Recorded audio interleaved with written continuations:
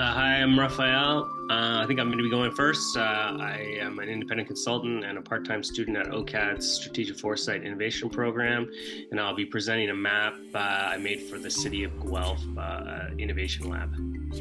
Hello, I'm currently a student at NID, National Institute of Design at Gandhinagar. I'm pursuing a master's in toy and game design. I'll be presenting my systems map on misinformation and information dysfunction as a whole. Hello, everybody. I'm Ananaya. I did my bachelor's from NID in India, and I'm pursuing a master's right now from Parsons School of Design. And I'm here to present my project, which is From Perceptions to Power, which is a systems understanding of the election system in India. Thank you. I will share my screen. Just a second. So instead, I will present two gigamaps. One gigamap is of the autumn semester that is about physical intervention. The second gigamap is about gamification of the physical intervention. So this is actually all the theme. I'm the studio lead and I have two research associates, Hannah Benham and Maria Claudia Valverde. And this is the list of the students of the first semester, and this is the list of the students of the second semester. So just to show, it's actually quite an old diagram, but it perfectly shows how we are working. So first, in the studio, we ask, or not only in the studio, it can be different events. We ask every participant of co-designing to draw their own minimap, their own personal universe of the discussed topic. And when they do that, they present it to each other, and that generates an empathy. People suddenly start to understand that other people have different universes, and quite often they are actually surprised that they do. And we ask them to put their minimaps together and relate them in the gigamap to search for synergetic proposal. What would they do together? And when we concluded that somewhat, we intervene into the real life, which I call real life co-design laboratory.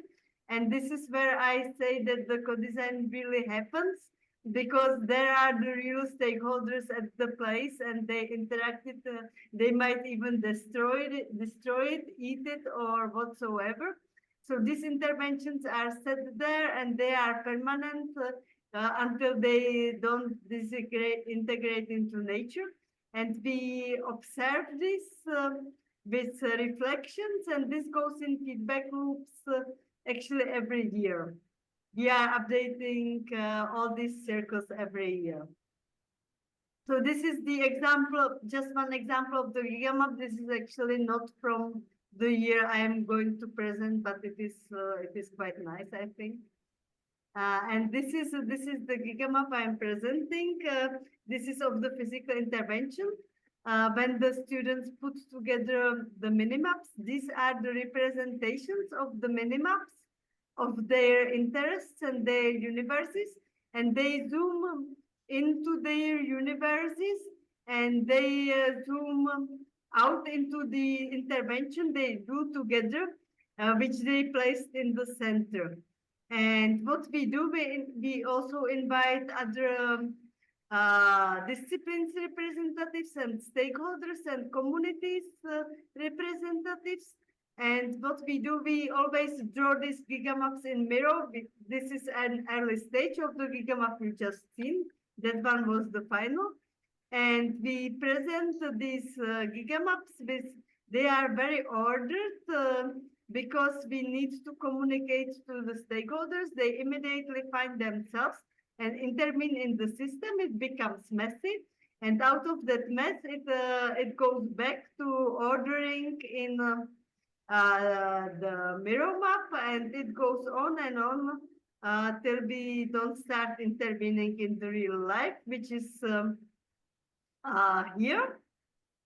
This is that particular intervention. It is intervention on the physical architecture in urban dense areas where we support biodiversity with building different bud houses, swift houses, multiple birds, multiple insect hotels, and edible landscape with growing plants. And we do, of course, very good party about that. We do the gardening party on the Lopoukhine platform. It's so fancy, right? That's fun. So we do that. We are very lucky because the local hotel sponsors us with the reception. So we have a lot of wine and food to do these parties. And yeah, this is it, and this is fun, and everybody is happy. However, what is true about these interventions, they are not in publicly exposed areas, so not so many people get to know about them. And what we do, we place QR codes on them to actually DIY these interventions for people themselves, but we need to get people's attention to find them and so on. So the second semester is sorry, this is the pollinators garden over the summer. Beautiful, right? So what we do is the gamification in the neighborhood, which is more publicly exposed, and we design urban games to get people to intervene with our prototypes and potentially DIY our recipes and get involved. This is actually something we started experiment quite recently with this giga mapping, where we invite stakeholders. We started doing eye tracking. So we map people's attention when giga mapping, and we map their attention and their interaction.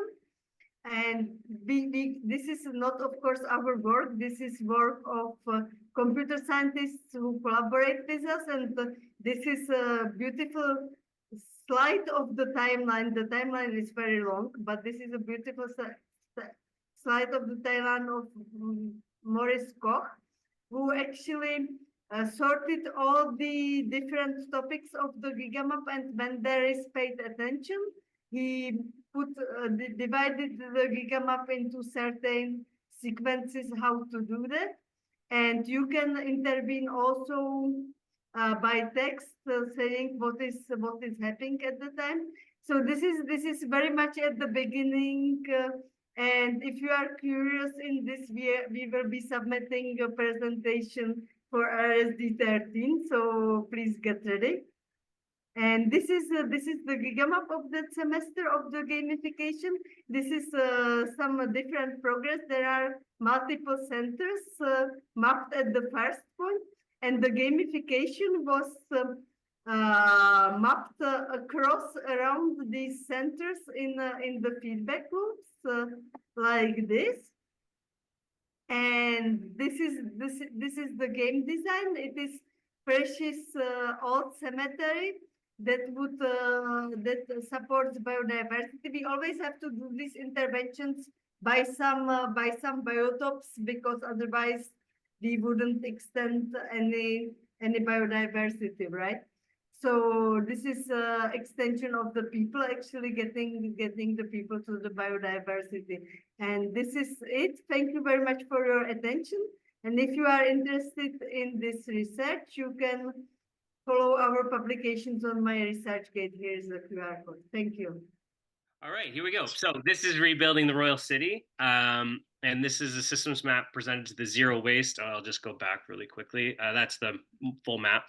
Presented to the Zero Waste Economic Transformation Lab at COIL, which is the Circular Opportunity Innovation Launchpad. A lot of words there, but my name is Raphael Lopoukhine, and let's begin. I'm just going to go through. I use the map to sort of set the context here of the system. So buildings and the construction sector contribute about 37% of global carbon emissions. Canada is only recycling about 16% of CRD materials, and research shows that could be around 85%. In Ontario, existing landfills are projected to reach capacity in the next decade, which it takes about 10 years to actually build a new landfill. In Guelph Wellington, there's options to divert CRD waste, but most they're underused and most materials get downcycled. So the second use is the sort of final use, like wood gets chipped into little pieces for a pathway. Changing the way we build and design would have the biggest impact on the system by using efficient material management, life cycle analysis, zero carbon design, and adaptive design, but it's rather in its infancy and not really widely used. So looking at the different materials, metals at the top of the volume and economic opportunity kind of matrix I made here. It's diverted at most stages of the process, resulting in a high diversion rate because the cost signals work. And knocking down barriers, including costs for concrete, wood, and gypsum and brick, would help considerably to build a reclaimed materials market. But as long as tipping fees are low in Ontario and the US, there isn't much of an incentive to divert. So this next up is a comprehensive overview of the trends and causes backing the status quo and driving change in the system. Climate change is underpinning many of the drivers that to push to reduce operational and embodied carbon, adopt new technology, and bolster resilience. However, the industry faces the challenges of an ongoing housing crisis, slow municipal approval, a chronic labor shortage, and really an industry resistance to new environmental regulations and building codes that could increase upfront costs. Looking at the causes for change, we see climate concern among the public, governments, and institutional and more broadly investors fueling action by the private sector and emboldening climate policy advocates. But the lack of data regulation on recycled and reclaimed materials and underdeveloped resale market slows the industry's evolution. Next, we dive into the interplay between the private sector and government, how materials travel through the waste system. We find provincial leadership would have the biggest impact system-wide, but local governments have many upfront regulatory interactions through permits, zoning, fees, roads they build, waste they manage, and more that could bring change to their communities. Our tour continues with an examination of the development and waste management industries. Here we find that circular building design and operation is minimally executed in the region. Deconstruction and source separation, which is really important to increase upcycling and reuse to get that clean material, is virtually non-existent in small-scale residential projects, but occurs in a few larger ones. I mean, even talking to a high-performance passive house builder who works on really expensive custom projects, he just can't find a way to make it economical to do deconstruction. When materials are salvaged at the residential level, it's an ad hoc process to limit waste rather than for the economic benefit of the materials or the tax receipt. There are businesses with circular products and processes but many more would join if the cost signals were lower. So we find here at the end of the line that a lot of materials just end up, mixed CRD, for instance, either is used as road cover on a landfill, so it either ends up in the landfill or on top of the landfill, or it gets burned in greenhouses to create energy. All right, next we're visiting some story loops. We find that climate change and higher oil prices and shrinking landfill capacity is putting pressure on the easy access, low cost virgin materials. But reclaimed and recycled materials are inconsistent, hard to use, and underappreciated. And as a result, their use is limited to expensive, custom, non-structural projects. Next, we visit Guelph's transfer station, and we find that a fee on contaminated loads meant to improve the quality of materials has acted as a disincentive to divert, sending more loads to landfill because they're using other locations instead of the Guelph operation. And then finally, we come to opportunities based on fixing many of the problems identified in the systems map. The solutions are geared towards increasing waste diversion, deconstruction, material reuse, and the development of circular buildings. Thank you for joining me on this journey. It was supported by the cooperators for Guelph Wellington, and you can find the full map and accompanying report at coil.eco/Zweddle. Thank you. Good afternoon, everybody. My colleague Vacha and I are very honored to be presenting our project From Perceptions to Power with you. Since this is a very short talk, we would be taking you through the main insights of our project, which together can also be found on the published map. To quickly jump into context over here, Indian elections is a long drawn out process spanning over 38 days and taking into account the population that is around 900 million voters that we're talking about. To understand the elections and the entire system better, we took an extremely macro to micro approach over here. We started understanding leadership in general, then democracy within leadership as an aspect where leadership can be amongst animals, in humans, etc. Then democracy within leadership and elections within democracy, and as well as elections and democracy historically in different nations. Moving from this, our paper focuses on the Indian voter because of how unexplored their perspective was and the power that they held by compounding their individual votes. We understand that humans are perceptive creatures, and these perceptions form consciously or subconsciously over time. This is the basic premise and idea behind that our project explores and that our system also builds on. To understand them better, we mapped out the influences that they're surrounded by, what they see, what they hear, everything around them during this period, and how that ultimately results in the end vote.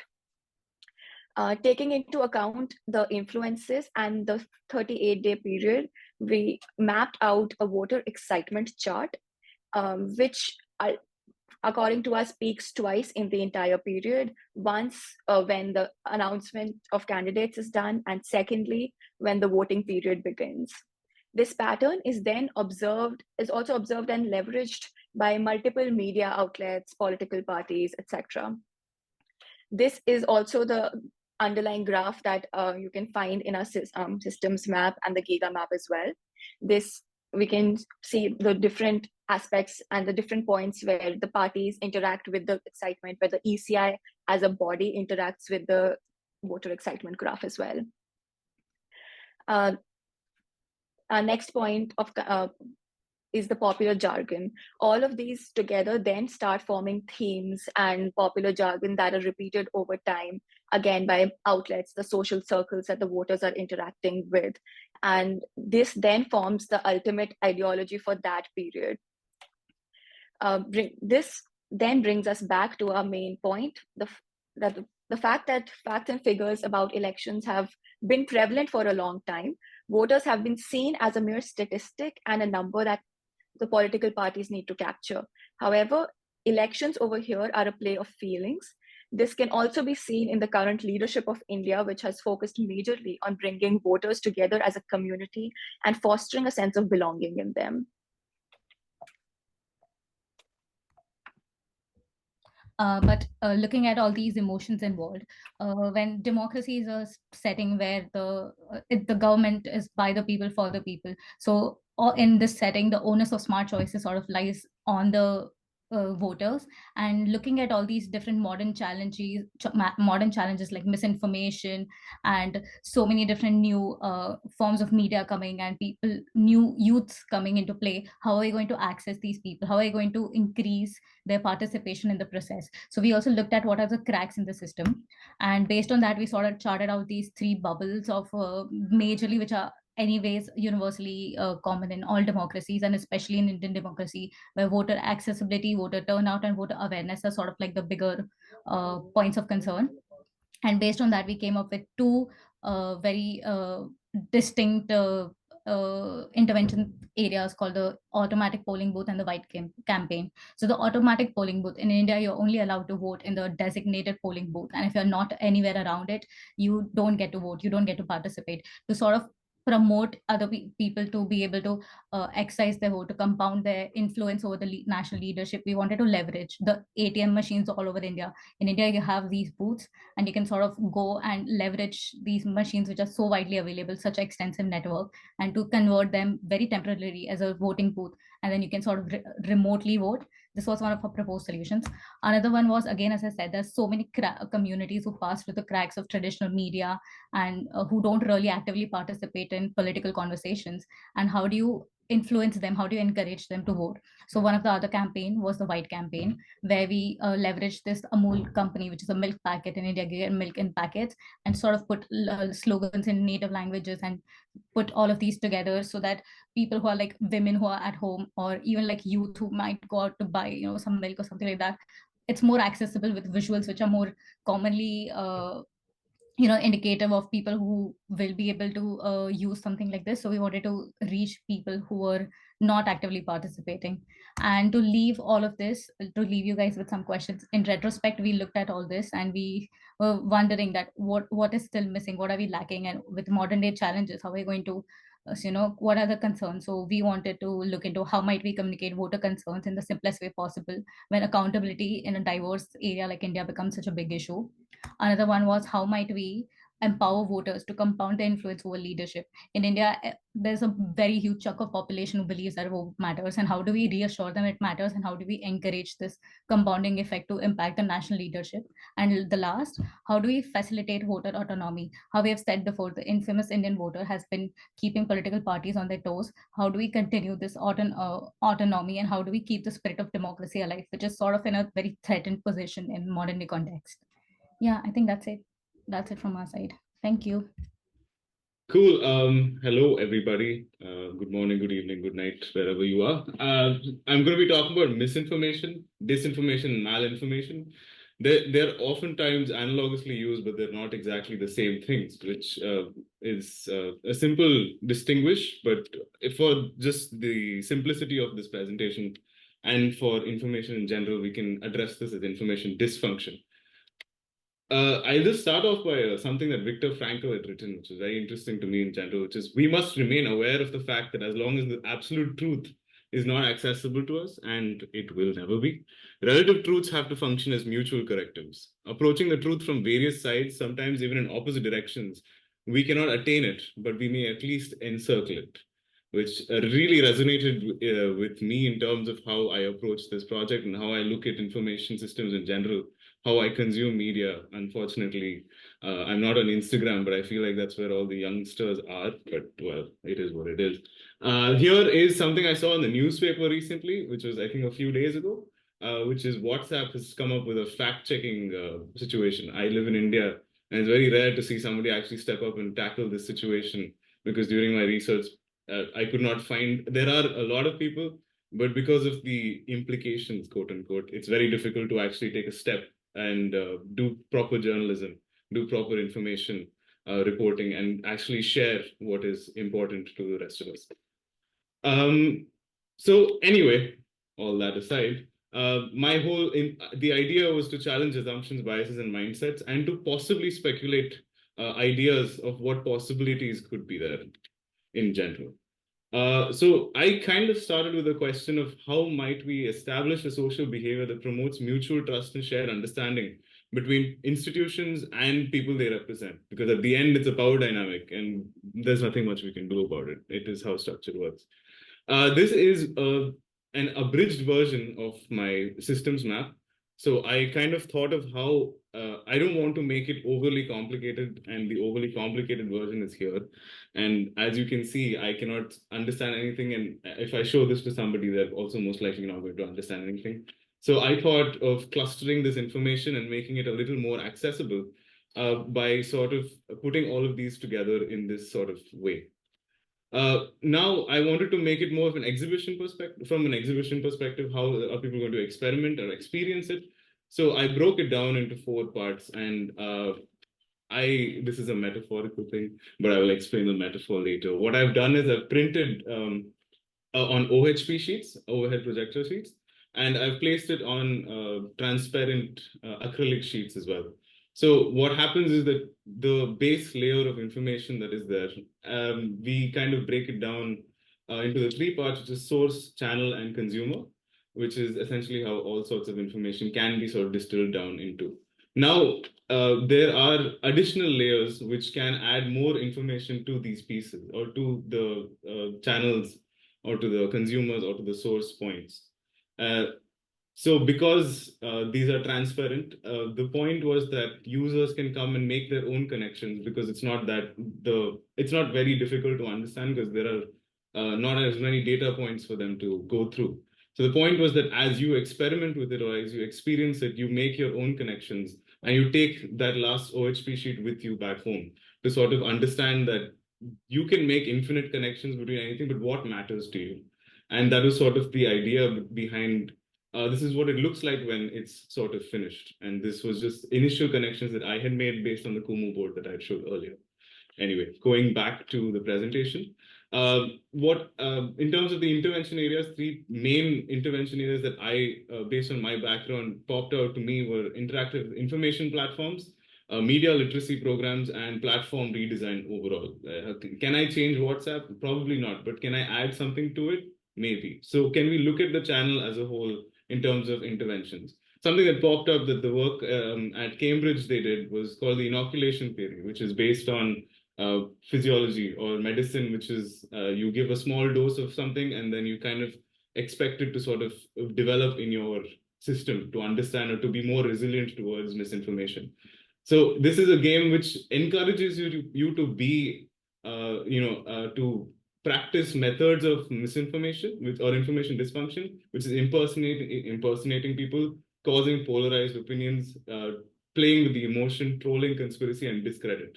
These 6 are power cards, and you can sort of use these powers to sort of do as you like in terms of, it's a social game. It's played with 2 to 6 players, and it's called Fact Stack. I can share more details about it later if anybody is interested. To close, I think the main challenge of the research into information dysfunction is that it's very difficult to draw a boundary. Where do you draw the line in terms of a connection being made? Because information is the thing that governs all of us right now. We're in the age of information, and that's the thing that causes the most.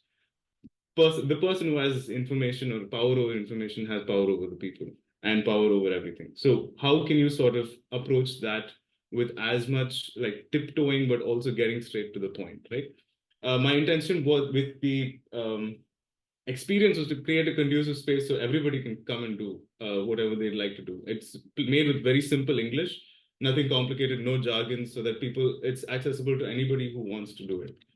I just like to shout out the people that I interviewed and got more information from, which ranged from Vice Media to a university professor who taught me about semiotics, and other people also, lawyers and governance labs in Delhi that are working with information in general. Thank you.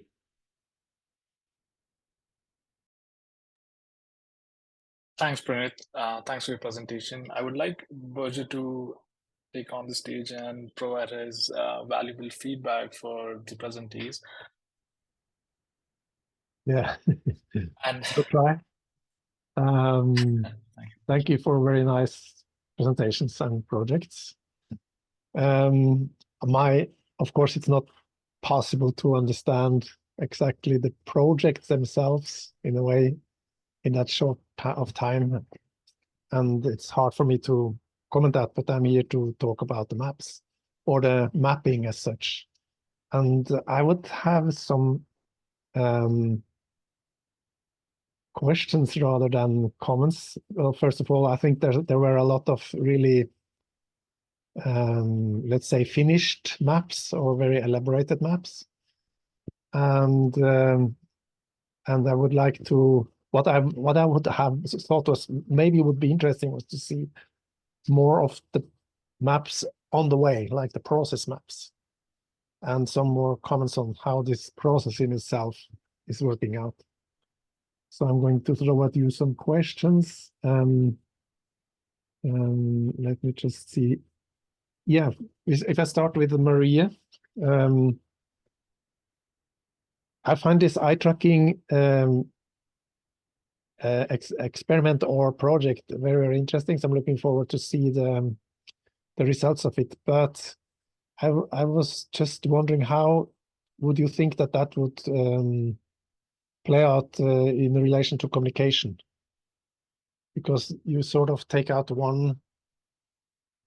I assume that you're tracking singular actors in that short of time, and it's hard for me to comment that, but I'm here to talk about the maps or the mapping as such.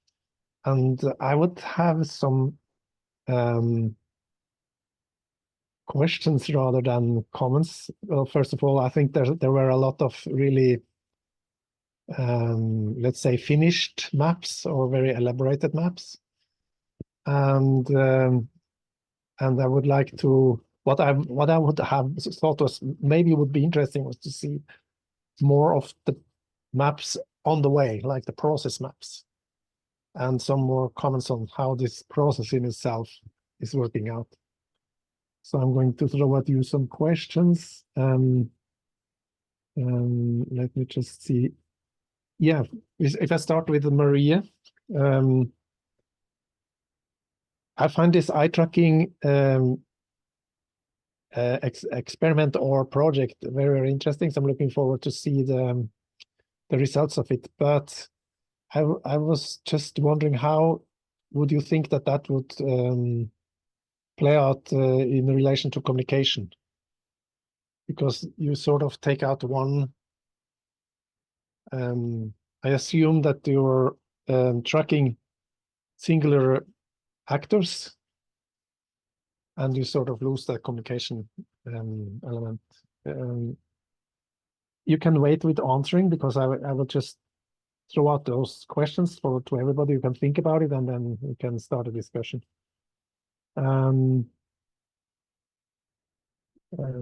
Yeah, I was looking at Raphael. I saw this. You had this.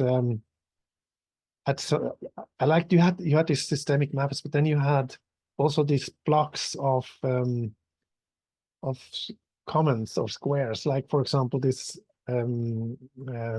causes were presented in sort of those squares, and I was thinking that it would be very interesting to see this. Not a root cause analysis, anything like that, but root with cause trees, or like having those causes more organized in chains of interactions or something.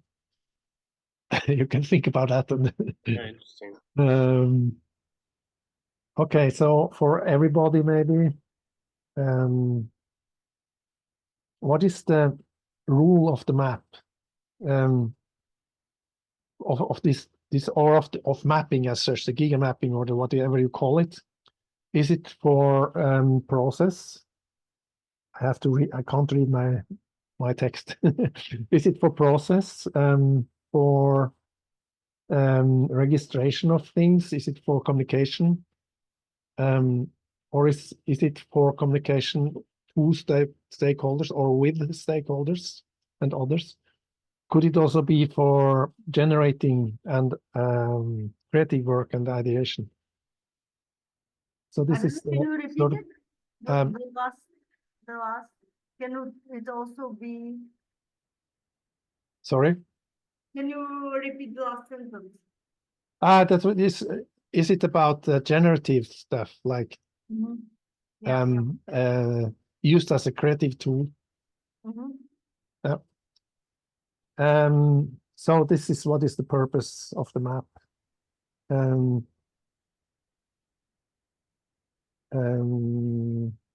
Okay, and then a question you could maybe think about is open to everybody. What difference did the mapping process do to your project?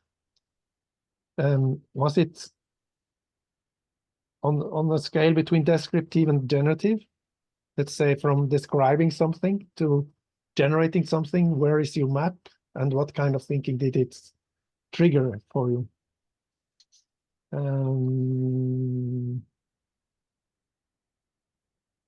Oh yeah, and to what's your name? Prineeth? Yes. Sorry. No, that's okay. Yeah. I also have to cope with some strange pronunciations of Birger, my name. Okay, to you, you took this map, which you made a decision to keep it quite simple in ways, and then you developed this complexity on top of it via others. And did this change from having this map and developing it into some kind of interactive artifact? How did that change your thinking? Did this have an influence on how you were thinking about your problematique or your complex. So that's probably what I have. So I play these balls to you, and whoever feels for it can start to. Can I start? Yes, of course. Yeah, I will share my screen. I mean, we are at the beginning and we are doing our best, of course, and it's not fantastic, but what we are doing is actually mapping the areas of topics. So when you have the attention to the same topic, to the same location, you expect some interaction. And we have this intervention tool here to actually write down what was happening there. This is like, just to explain to you, this is like video timeline that is going with the video recording of the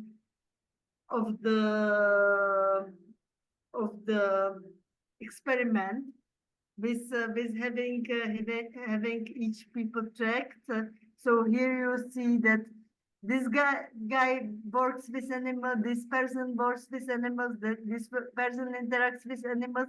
So probably they are suddenly doing something in the same location. Where are the animals? Mm.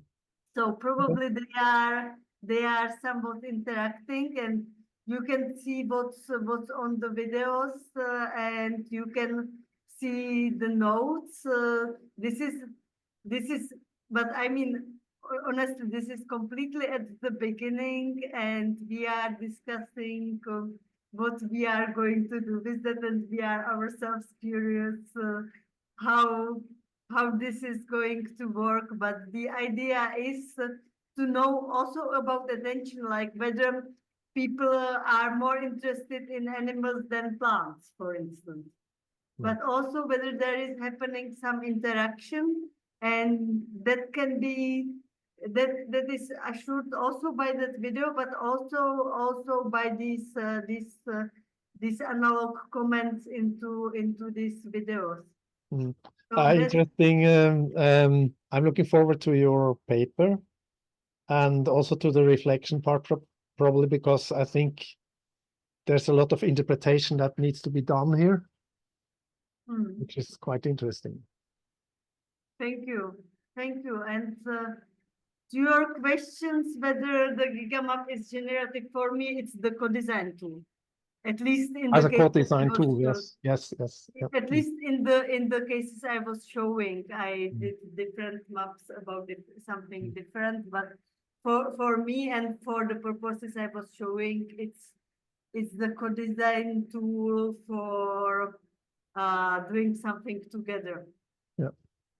Shall we hear from somebody else, and we can come back to you if you want? Who wants to jump in? I can go if nobody else. So, with your question about the it being an interactive artifact and whether it changed my perspective on the mapping itself, I think I also thought of it as a participatory thing. So it kind of becomes a way that I get research as to how people also look at misinformation. And again, they are not bound by these things, but the connections are almost infinite with anything, right? So I took it in a way that there could be documentation. Of course, this was in a college setting, so I couldn't do a lot of experimenting or testing or exhibiting for it. But it kind of changed the way that I looked at research in itself also. Like I could use a map for research, and I never thought of that before. Like in terms of like it's usually gigamaps or products or artifacts created from systems thinking or systems projects are usually humongous gigamaps with a little bit of information, at least from the initial research that I've done about representation forms. So I thought this could be a very simple way to involve other people, and it's the barrier to entry is much lesser. So I guess my sort of toy and game design thinking came into picture where this could be a game itself, where there's no real goal, but understanding yourself a little better also. So it kind of changed the way I look at systems maps in general. So it kind of opens up a whole avenue in terms of how interaction also happens. Sorry to interrupt. Yeah. Yeah, I normally resist simplifications a lot. It's like it's the band. It's don't ever simplify it because what you in the end up with is anyways already is anyway what you do. It's a simplification. But what I really like with your approach is, and I think you should develop it further, is that you start with something quite.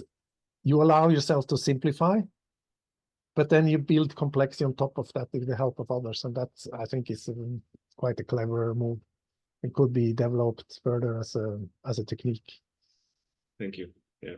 Just another last thing is we oftentimes look at scientific thinking because it's kind of based on like the philosophical context or idea of deconstructivism. So you're kind of deconstructivizing or deconstructing the entire idea of misinformation, and as you said, building it upon yourself.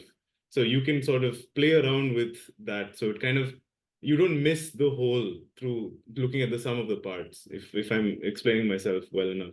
You kind of look at the bigger picture as you add things by yourself. So that was kind of the idea. But thank you so much for your Who wants to go?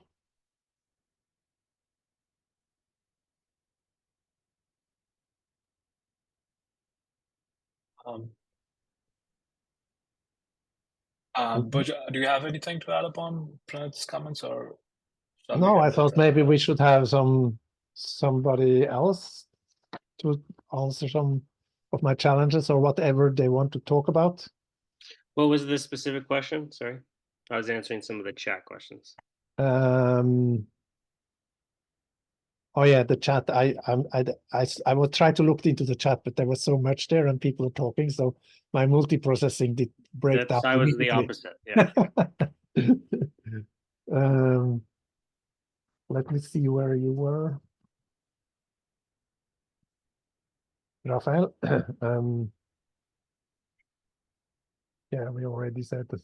Talked about. Birger, it was your suggestion about creating a chain.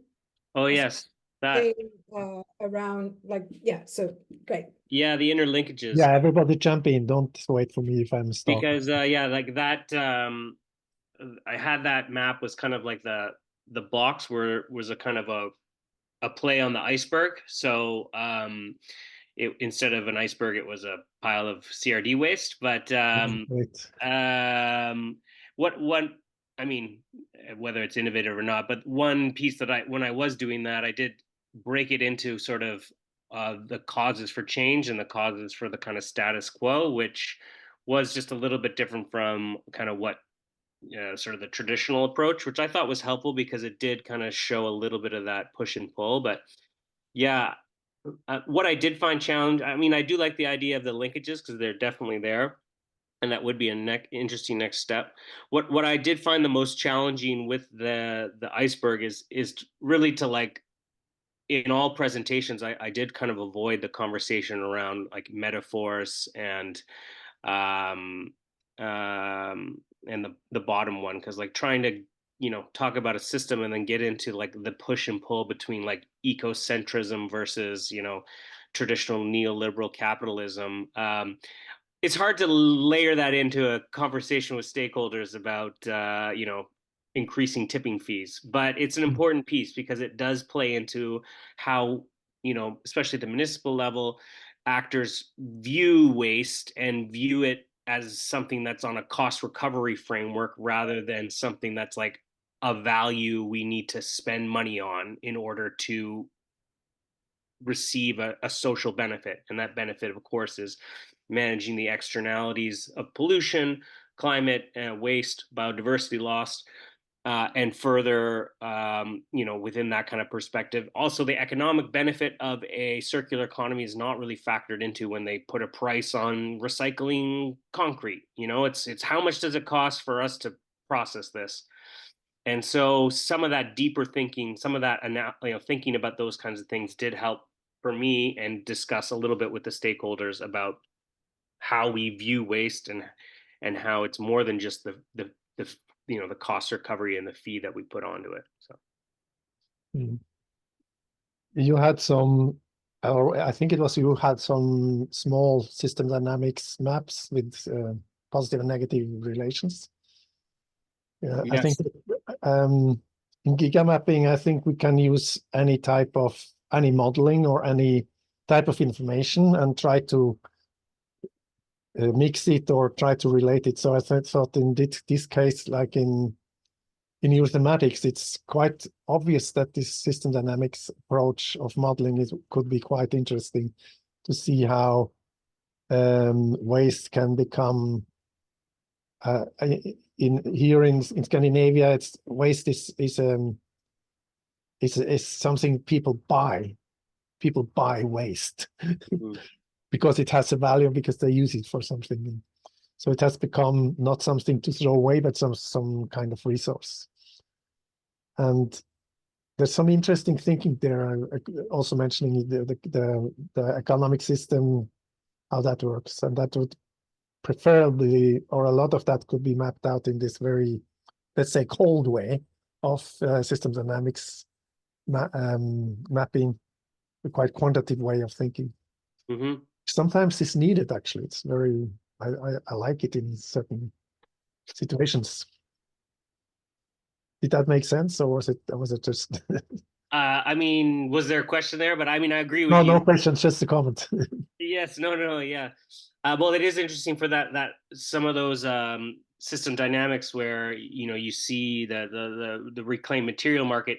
My next project that I'm finalizing for actually my master's will be looking at how to shift that market.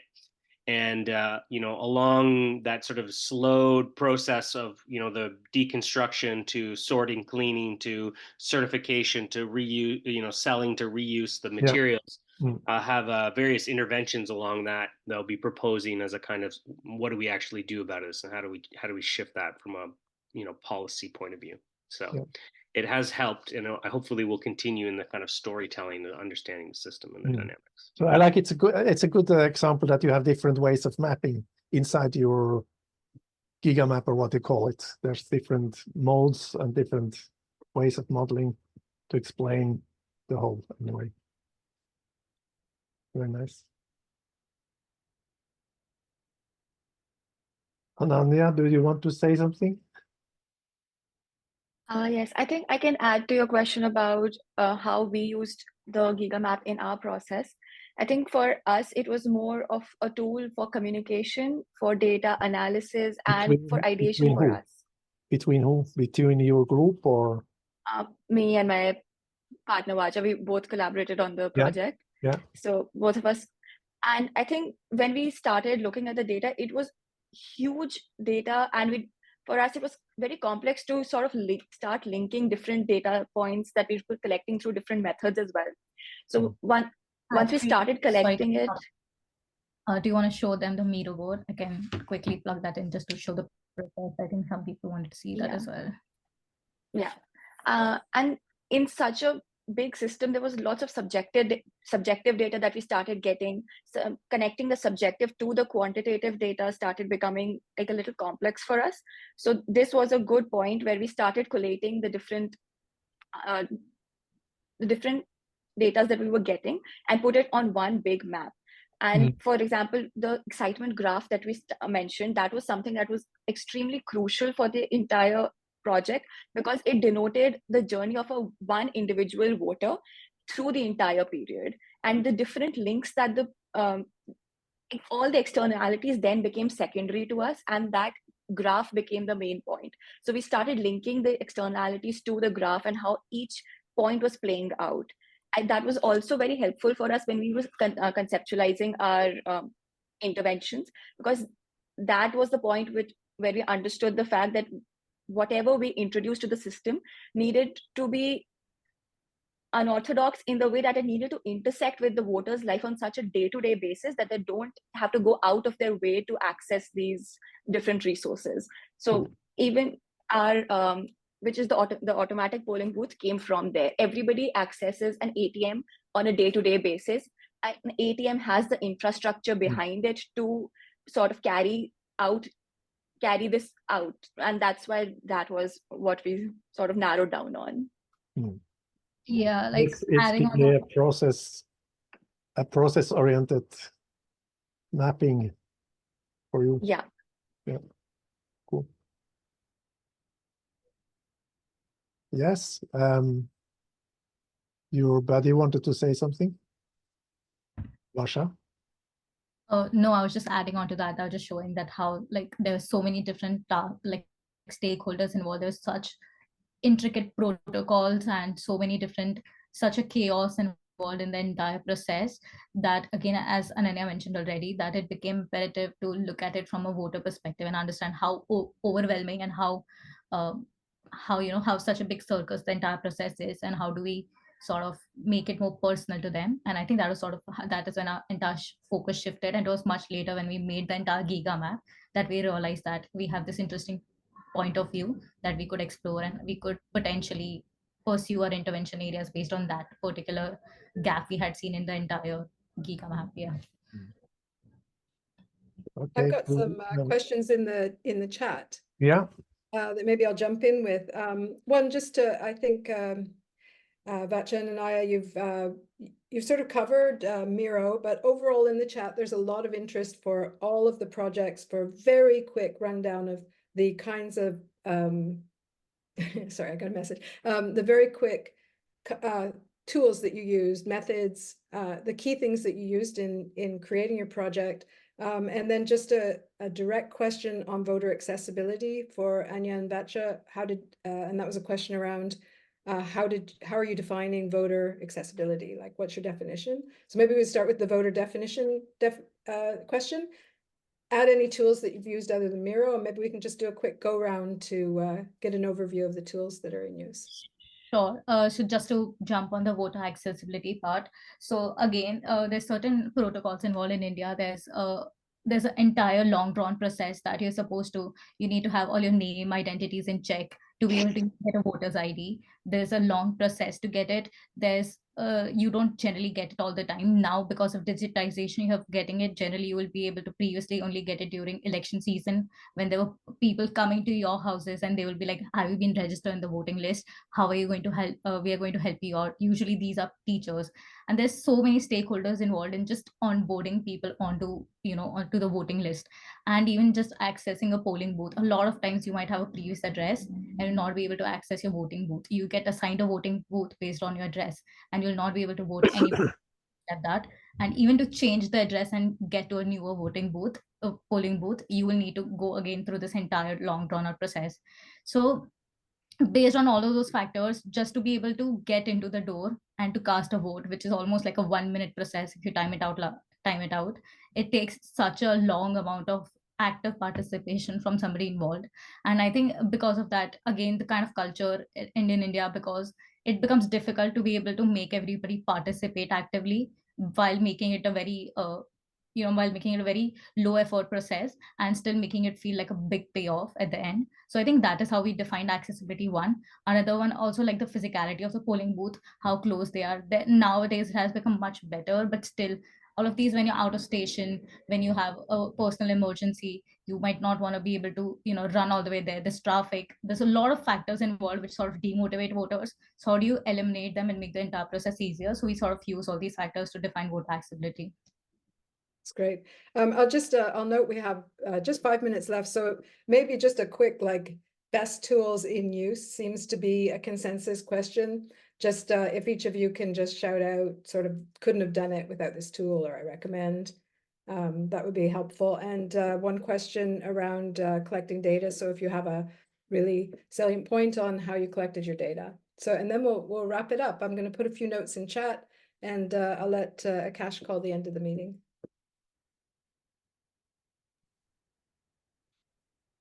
Yeah, as I said in the chat, I use primarily Figma, especially in the early iterative phases, and then Illustrator, and then as well as some Photoshop for some of the background stuff. And 35 plus interviews plus site tours of waste and building and stakeholders, architects, homeowners. It was a pretty big outreach, and desk research. If I may, for co-designing with students, we use Miro. Whilst for co-designing with stakeholders, we go analog. We print everything out, and the people intervene, and that gets translated to the Miro later on. I mean, it always depends on the community you work with. We cannot expect that anybody would be learning any tools. We have maximum 2 hours for which these people come, and they are very busy. So we have to be very precise in having very orderly gigamaps to explain what is going on, and then we make them a messy with the stakeholders, and then we make them orderly again in the Miro. Okay. You want to say something, Vacha? Oh, you're on mute. Okay, cool. I'll just go ahead. So what I kind of went old school because I didn't know this is my first systems design project kind of. So I used paper, like a lot of A3 sheets, a lot of like pin boards, soft boards because I didn't know, and then I used threads as well to make the connections physically.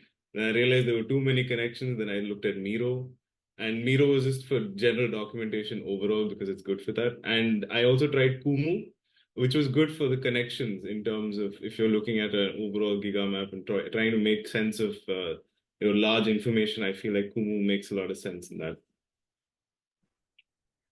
For us as well, I think what we use was Miro, Mural, Illustrator. And in recent times, I've started using Kumu, which now is helpful. Back then, I did not. And information-wise, we did a lot of field research, booth mapping, museum visits, stakeholder interviews, all the common stuff. Yeah, like Prineeth mentioned, we also used a bunch of sticky notes and wall when we had so many subjective themes going on that we had to just, get it down there and put all of these together, correlate them together, and also Google surveys just to collect, quantitative data to match all of it doing.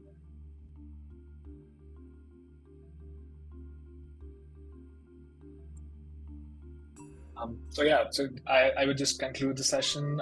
Thank you, Birger, for joining us today, and thank you, Marie, Ananaya, Vacha, and Prineeth for sharing us with your projects and the insights that you have gathered through them. Thank you all who have managed to join us and be part of the session.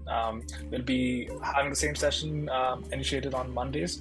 So the next session will be on the next Monday, which is 4th of March. It will be on, the theme would be a roundtable discussion where we'll be discussing about the different school of thoughts about how system maps have been developed and what are their contextual values and what are the main values or the main values that they share altogether, but in different ways of representing them.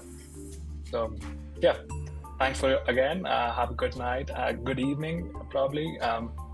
We'll see you again. Thank you very much, Aakash. Thank you, Thank you, everyone. Thank you. Thanks a lot.